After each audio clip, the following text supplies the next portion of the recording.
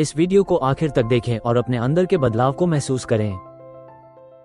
Hello दोस्तों, जो आपकी सोच और जिंदगी को बदल सकती है। क्या आपने कभी सोचा है कि अमीर बनने और अपनी जिंदगी को अपनी शर्तों पर जीने का असली रास्ता क्या है?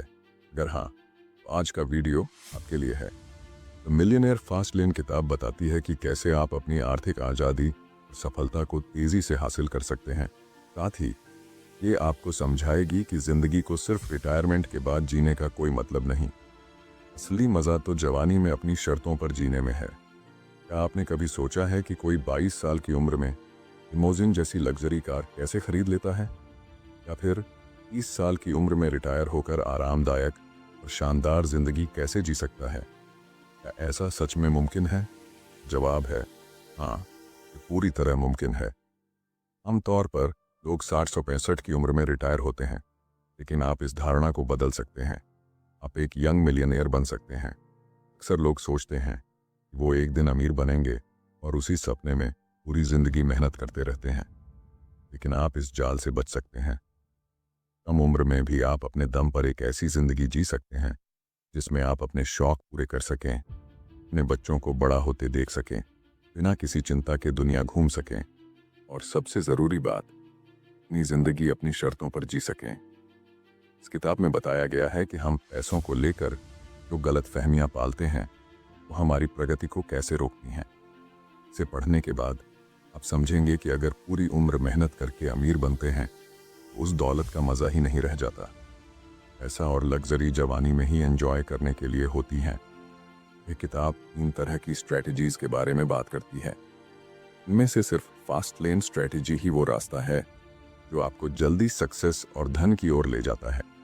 असली पैसा केवल मंजिल तक पहुंचने से नहीं, बल्कि उस सफ़र को सही तरीके से तय करने से आता है। और सबसे बड़ी बात, यह सफ़र आपको यह भी सिखाता है कि सच्ची दौलत केवल महंगी चीज़ों में नहीं, बल्कि परिवार के साथ, अच्छी सेहत और एक आज़ाद जीवन में छुपी होती है। तो अगर आप कम उम्र में अमीर बनने का सपना देखते हैं और अपनी ज़िंदगी को बदलने के लिए तैयार हैं, तो आइए इस रोमांचक सफ़र की शुरुआत करते हैं। Chapter 1, the great deception. सदियों से हमें सिखाया गया है कि अमीर बनने का सीधा और सही तरीका यही है। एक अच्छी नौकरी ढूंढो, पैसे बचाओ, फिजूल खर्ची मत करो और म्यूचुअल फंड में पैसा इन्वेस्ट करो। ये सब करते रहो, एक दिन आप अमीर बन जाओगे। लेकिन सच्चाई ये है कि ऐसा करते करते आपकी ज़िंदगी के 25-30 साल कब निकल जाएंगे पता भी नहीं चलेगा। जरा सोचिए, क्या ये सही है कि आप पूरी ज़िंदगी कोहलू के बैल की तरह मेहनत करते रहें, सिर्फ इसलिए कि बुढ़ापे में आपके पास पैसे हों? लेकिन तब तक आपकी जवानी तो कब की ख़त्म हो चुकी होगी और सवाल उठता है, बुढ़ापे में उन पैसों का करेंगे क्या? इस तरह की ज़िंदगी जीने में आप सिर्फ अपनी जवानी ही नहीं, बल्कि अपना कीमती समय, अपनी सेहत और सबसे महत्वपूर्ण अपनी आज़ादी भी गंवा देते हैं। ये एक ऐसा धोखा है जिसे समाज ने हमें हमेशा सच मानने पर मजबूर किया है। इस बात को और बेहतर समझने के लिए आइए एक कहानी सुनते हैं। शिकागो के एक इन्वेस्टमेंट बैंकर ने फास्ट लेन फोरम पर अपना अनुभव शेयर किया। जब वो सिर्फ 23 साल के थे, उनके पास एक शानदार जॉब थी, सैलरी भी अच्छी थी और कमीशन से अतिरिक्त पैसा भी मिल जाता था।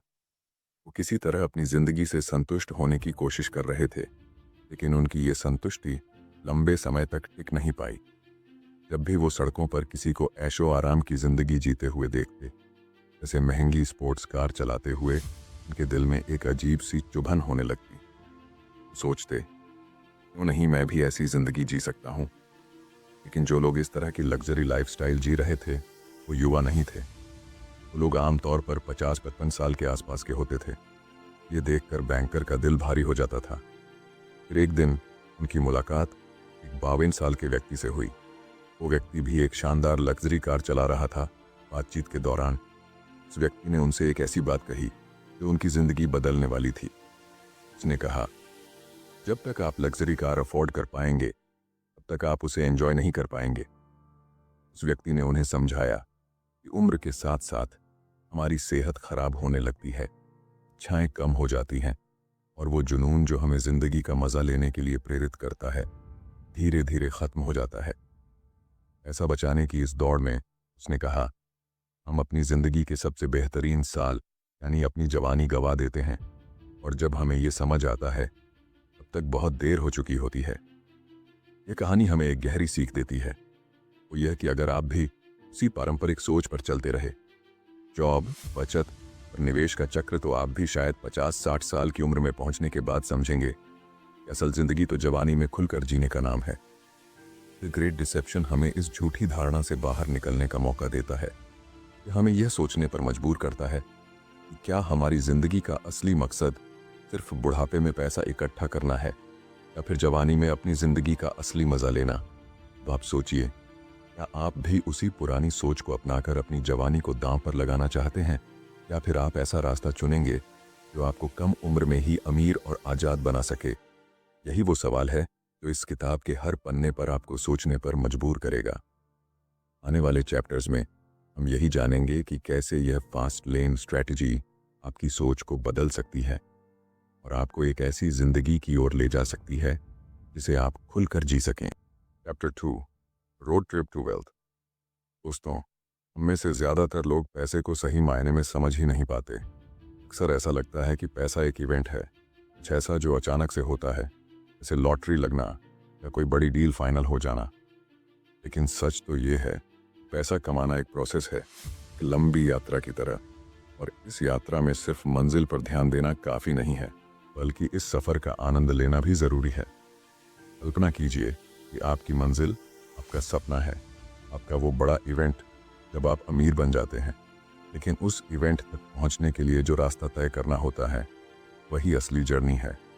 इस जर्नी में आपको अपने हर कदम, हर छोटे बड़े फैसले पर ध्यान देना होगा, क्योंकि यही आपको आपकी मंजिल तक पहुंचाएंगे।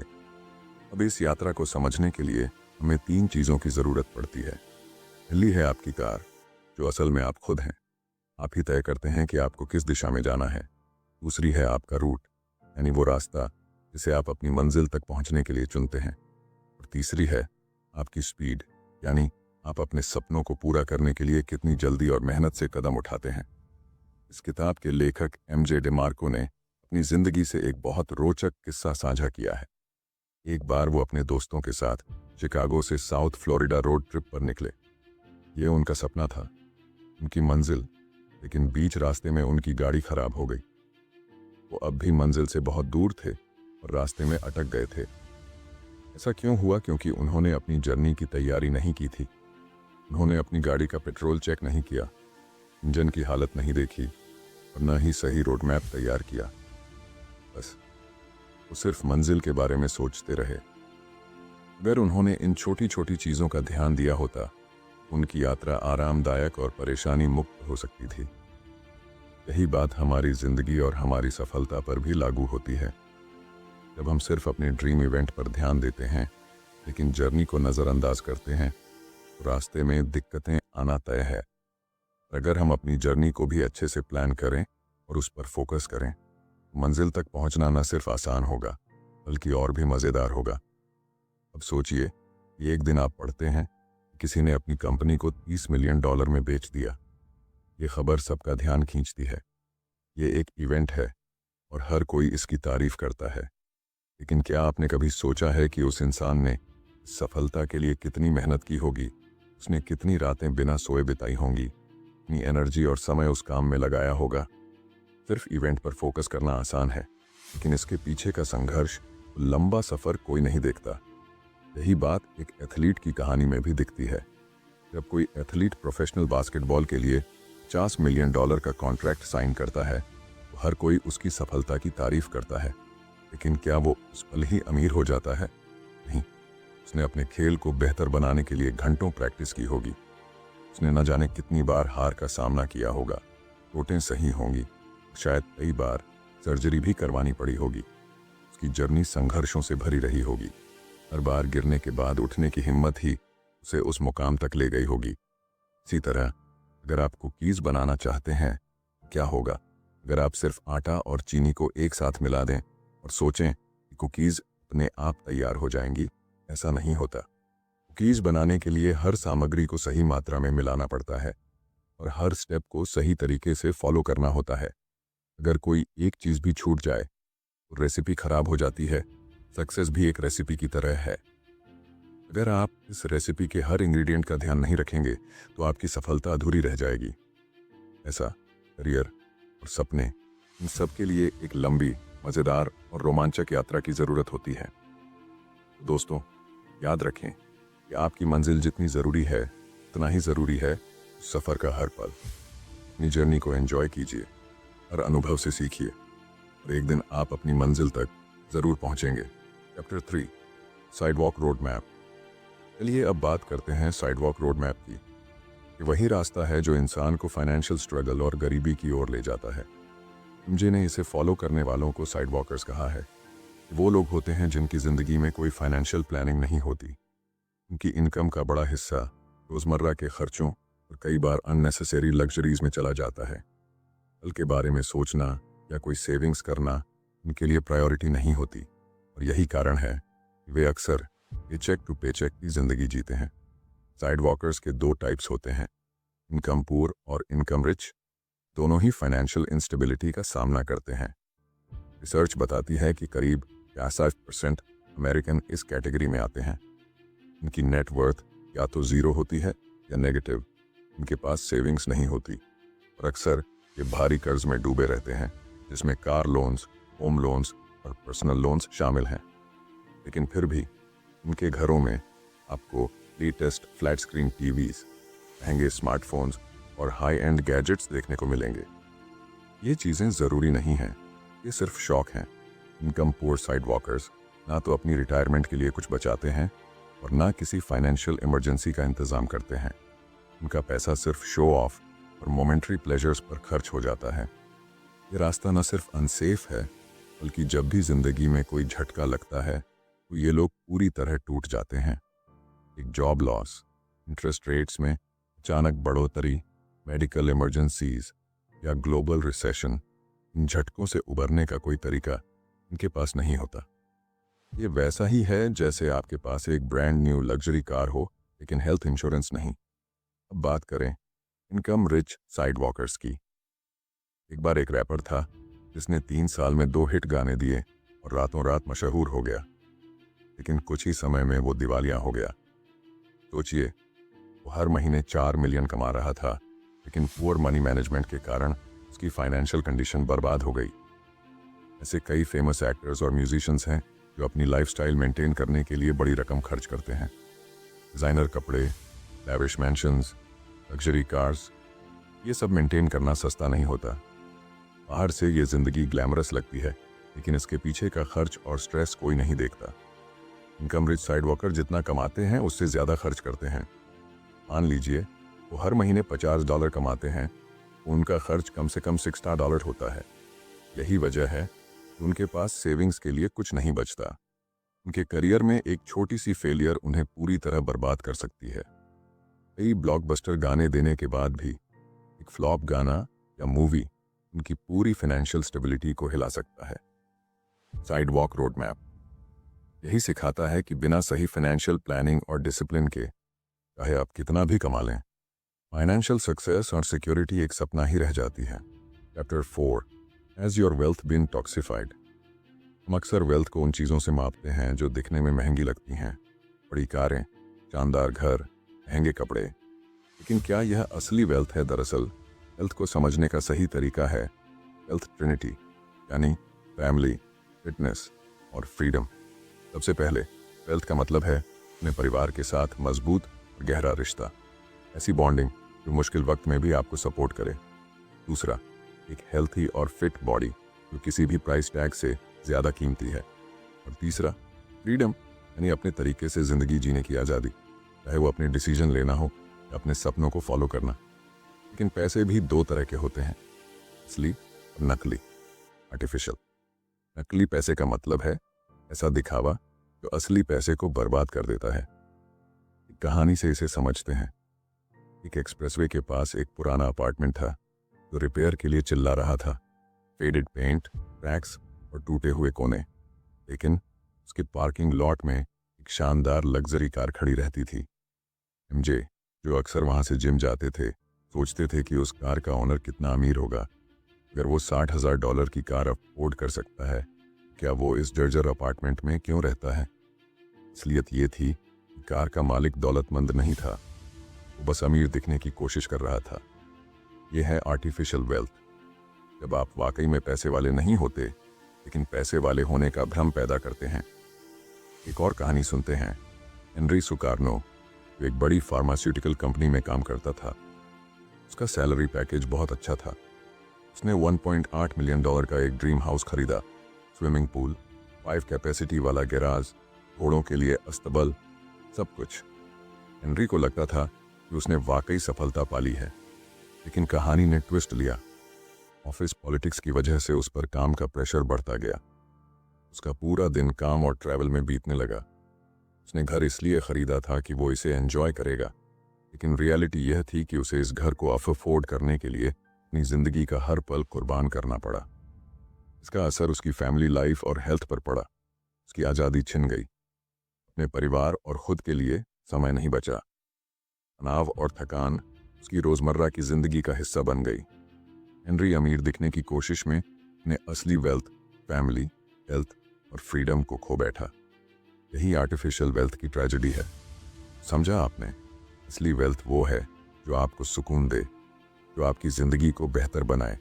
ये फ्लैशी चीज़ों से नहीं, बल्कि आपकी शांति, आपके रिश्तों और आपके अपने डिसीजंस की आज़ादी से परिभाषित होती है। क्या आपकी वेल्थ टॉक्सिफाइड है? अगर हाँ, तो अब वक्त है इसे डिटॉक्स करने का। Chapter 5, misuse money and money will misuse you. हमने अक्सर देखा है कि जब इंसान के पास ज़्यादा पैसा आता है तो उसके खर्चे और कर्ज भी उसी रफ्तार से बढ़ने लगते हैं। जितना ज़्यादा आप कमाते हैं, उतना ही ज़्यादा खर्च करने लगते हैं। नतीजा ये होता है कि आप उस कर्ज को चुकाने के लिए दिन रात काम में जुट जाते हैं। यह ओवरवर्क आपको स्ट्रेस देता है, चिड़चिड़ा बना देता है, और इसका असर आपके रिश्तों और सेहत पर भी पड़ता है। यही वजह है कि लोग कहते हैं मनी कांट बाय हैप्पीनेस। ऐसा आपकी ज़िंदगी को आसान बना सकता है, लेकिन ज़रूरी नहीं कि वो इसे खुशहाल भी बना सके। असली खुशी तब आती है जब पैसा आपके साथ आज़ादी भी लेकर आता है। इसलिए पैसे का इस्तेमाल सिर्फ अपनी इच्छाओं को पूरा करने के लिए नहीं होना चाहिए। अगर आप पैसे का सही इस्तेमाल नहीं करते तो यह आपको नुकसान पहुंचा सकता है।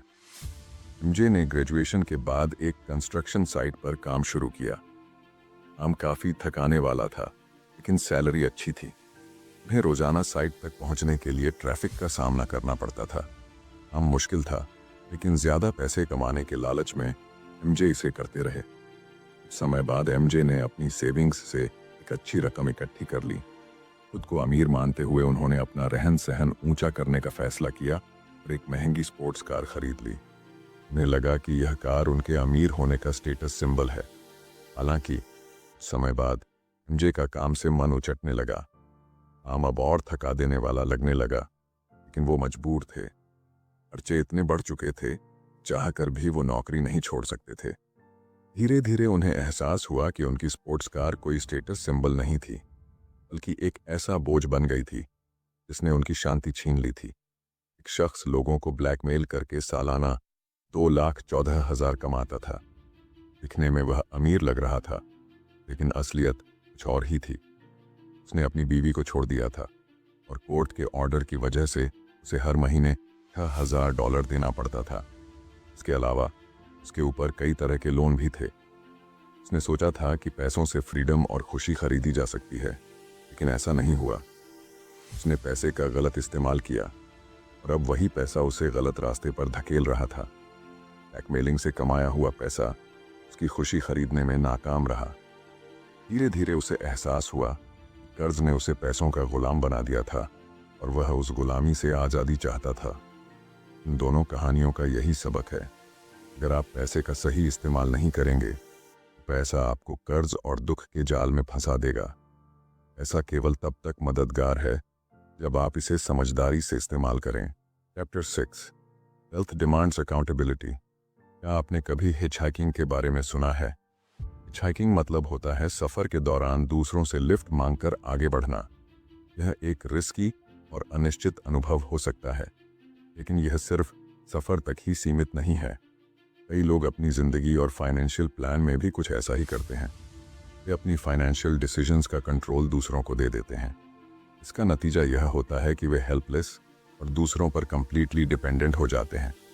इससे बचने का सिर्फ एक तरीका है, रिस्पॉन्सिबिलिटी लेना। इसका मतलब है कि आप अपनी गलतियों को खुले दिल से स्वीकार करें और उनसे सीखें, और सबसे ज़रूरी बात, वही मिस्टेक बार बार न दोहराएं। एमजे अपनी एक दोस्त के साथ एक दिन रेस्टोरेंट में डिनर कर रहे थे। उस दोस्त ने बताया कि उसका आइडेंटिटी कार्ड खो गया है। वह इस बात से बेहद परेशान थी। तब एमजे ने उससे पूछा, यह कैसे हुआ? उसने बताया कि मैक्सिको के एक रेस्टोरेंट में उसका पर्स चोरी हो गया था। उस पर्स में आइडेंटिटी कार्ड के साथ साथ कई ज़रूरी डॉक्यूमेंट्स भी थे। उसने कहा कि पर्स टेबल पर रखा हुआ था और अचानक कोई आया और पर्स लेकर भाग गया। अब सोचने वाली बात यह है कि गलती किसकी थी। जाहिर है यह उसकी अपनी गलती थी। वह जानती थी कि उसके पर्स में इंपॉर्टेंट पेपर्स हैं, फिर भी उसने उसे केयरलेस तरीके से टेबल पर छोड़ दिया। और सबसे चौंकाने वाली बात, यह पहली बार नहीं था जब उसका पर्स चोरी हुआ। अपनी गलती को समझकर सुधारने के बजाय उसने वही गलती फिर से दोहराई। यही असली प्रॉब्लम है। वह खुद को एक विक्टिम बना रही थी, बजाय इसके वह अपनी जिम्मेदारी लेती और अपनी हैबिट्स बदलती। अकाउंटेबिलिटी का मतलब है अपने एक्शंस की ओनरशिप लेना। जब आप अपनी जिंदगी और वेल्थ को लेकर रिस्पॉन्सिबल बनते हैं, तभी आप अपनी गलतियों से सीख सकते हैं और आगे बढ़ सकते हैं। वेल्थ कभी भी उन लोगों के पास नहीं टिकती जो दूसरों पर निर्भर रहते हैं। ये सिर्फ उन्हीं को मिलती है जो अपनी लाइफ और फाइनेंशियल डिसीजंस का कंट्रोल अपने हाथों में रखते हैं। इसलिए यह वक्त है अपनी ज़िंदगी और डिसीजंस की पूरी अकाउंटेबिलिटी लेने का। तभी आप अपने गोल्स को अचीव कर पाएंगे और अपनी वेल्थ को सस्टेनेबली ग्रो कर पाएंगे। Chapter 7, lie you've been sold, the slow lane. Slow learners side walker से थोड़ा बेहतर होते हैं। साइड वॉकर वो लोग होते हैं जो सिर्फ आज में जीते हैं। ना उन्हें आने वाले कल की परवाह होती है, ना कोई प्लानिंग, और जिम्मेदारी तो दूर की बात है। वहीं स्लो लेनर्स अपनी गलतियों को एक्सेप्ट करते हैं और उन्हें दोहराने से बचने की कोशिश करते हैं। लेकिन स्लो लेन का फंडामेंटल प्रॉब्लम ये है, ये लोग एक बेहतर फ्यूचर की उम्मीद में ना आज पूरी तरह सैक्रिफाइस कर देते हैं। स्लो लेनर्स का मानना है कि दिन रात मेहनत करो, पैसे बचाओ और एक दिन फाइनेंशियली सिक्योर हो जाओ। लेकिन रियलिटी यह है कि फ्यूचर अनप्रेडिक्टेबल है, और सच कहें तो पैसों का असली मज़ा तभी लिया जा सकता है जब आप जवान हो, जब आपके अंदर उमंग और इच्छाएं हों। जब आप बूढ़े हो जाएंगे तो बहुत सारा पैसा होने के बावजूद आप उसका पूरा आनंद नहीं ले पाएंगे। इसे समझने के लिए जो कि कहानी पर नज़र डालते हैं। जो एक टीनेजर था जिसके सपने बड़े थे, वह हमेशा सोचता था कि एक दिन वह बहुत पैसा कमाएगा। इस सपने को सच करने के लिए उसने कई फाइनेंस बुक्स पढ़ी, लेकिन हर जगह वही पुरानी एडवाइस थी, अच्छी नौकरी करो, पैसे सेव करो, खर्चे कम करो और एक दिन अमीर बन जाओगे। जो ने इन टिप्स को फॉलो किया, उसने लॉ की पढ़ाई की और एक बड़ी लॉ फर्म में जॉब करने लगा। काम में इतना व्यस्त हो गया कि परिवार और दोस्तों के लिए वक्त ही नहीं बचा। मंडे से फ्राइडे वह ऑफिस में जुटा रहता और वीकेंड्स पर भी काम करता ताकि अगले हफ्ते की तैयारी कर सके। 12 साल की मेहनत के बाद जो अपनी जॉब से थकने लगा, लेकिन उसे वहां बने रहना पड़ा क्योंकि उसे भरोसा दिलाया गया था जल्दी ही उसे प्रमोशन मिलेगा और उसकी लाइफ बदल जाएगी। इस उम्मीद में उसने जॉब जारी रखी, अमीर बनने का सपना देखते हुए। फिर एक दिन अचानक हार्ट अटैक से जो की मौत हो गई। वह सिर्फ 51 साल का था। जो ने अपनी पूरी जवानी स्लो लेन के रोड मैप पर चलते हुए बर्बाद कर दी। उसने ना तो अपने परिवार के साथ वक्त बिताया, ना अपनी लाइफ को एंजॉय किया। वह हमेशा फ्यूचर के लिए पैसे बचाने और अमीर बनने की रेस में इतना खो गया कि वह उस फ्यूचर तक पहुंच ही नहीं पाया। ये कहानी हमें बताती है कि स्लो लेन कितना खतरनाक झूठ है। यह हमें सिखाता है कि सिर्फ फ्यूचर की सोच में अपना आज कुर्बान करना सही रास्ता नहीं है। जिंदगी को बैलेंस करना, उसका हर पल जीना जरूरी है। Chapter 8, wealth shortcut, fast lane. तक हमने देखा कि साइडवॉक और स्लो लेन जैसे रोड मैप्स में आपको अपनी जवानी या रिटायरमेंट में से एक को सैक्रिफाइस करना पड़ता है। लेकिन क्या हो अगर आपको दोनों को एंजॉय करने का मौका मिले? यही फर्स्ट लेन का कमाल है। फर्स्ट लेन एक ऐसा विकल्प है जहां आप अपनी जवानी भी जी सकते हैं और बुढ़ापे का आनंद भी ले सकते हैं। इस रास्ते पर चलकर आप छोटी उम्र में ही मिलियनेयर बन सकते हैं। लेकिन याद रखें, यहाँ आपको मेहनत तो करनी ही होगी। फर्क यह है कि आपको सालों साल इंतजार नहीं करना पड़ेगा, बल्कि आपकी मेहनत का रिजल्ट जल्दी दिखने लगेगा। अब इसे समझने के लिए एक दिलचस्प कहानी सुनते हैं। पुराने मिस्र में एक राजा के 2 भतीजे थे, टूमा और अजुर। दोनों 18 साल के थे। एक दिन राजा ने उन्हें एक पिरामिड बनाने का काम सौंपा और वादा किया कि जो पहले इसे पूरा करेगा उसे राजा का ताज और अपार धन दिया जाएगा। अजुर ने तुरंत पत्थरों को उठाकर उन्हें स्क्वायर शेप में रखना शुरू कर दिया। पिरामिड का बेस तैयार करने में उसे 1 साल लग गया। दूसरी तरफ चुमा का प्लॉट अब तक खाली था। उसने न तो कोई पत्थर उठाया और न ही कोई काम शुरू किया। चुमा दरअसल एक खास डिवाइस बनाने में बिजी था।